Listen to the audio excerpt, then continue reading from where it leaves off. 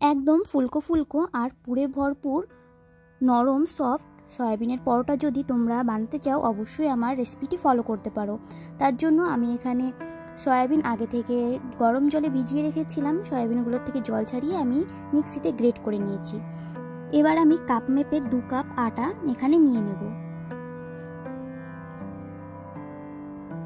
2 cup আটা নিয়ে এর ভেতরে দিয়ে দেব হাফ চামচ লবণ। লবণের সঙ্গে আটাটাকে একটু ভালো করে মিশিয়ে নেব।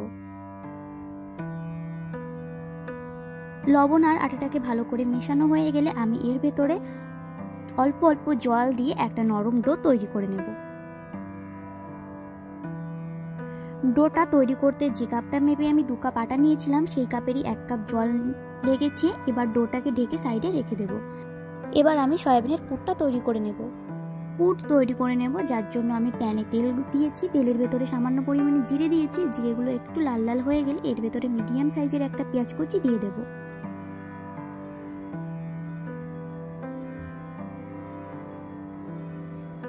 পেঁয়াজটাকে একটু ভালো করে নাড়াচাড়া করে নেব। নাড়াচাড়া করে এর ভেতরে দিয়ে দেব হাফ চামচ আদা রসুন বাটা, 1 চামচ কাঁচা লঙ্কা বাটা।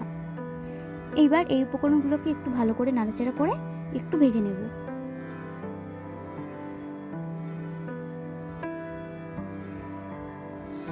একটু নাড়াচাড়া করে ভালো করে মিশিয়ে নিয়ে এর ভেতরে দিয়ে দেব হাফ চামচ হলুদ আর হাফ চামচ লবণ। লবণ হলুদ দিয়ে আবারও ভালো করে নাড়াচাড়া করে এই পেঁয়াজগুলোকে একটু রান্না করে নিতে হবে।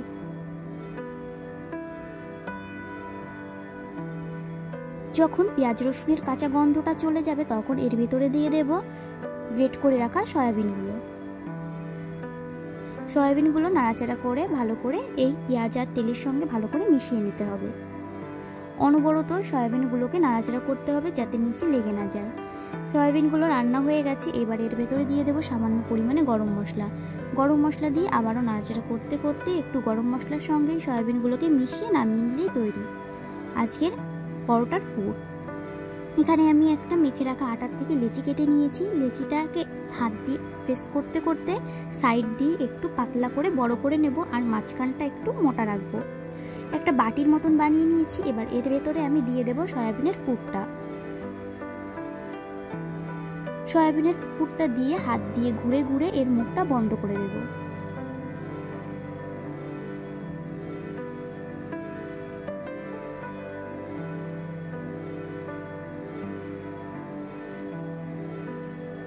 এই পরোটার মুখটা ভালো করে বন্ধ করতে হবে যাতে ভেতরের থেকে সয়াবিনের পুর বাইরে না বেরিয়ে আসে।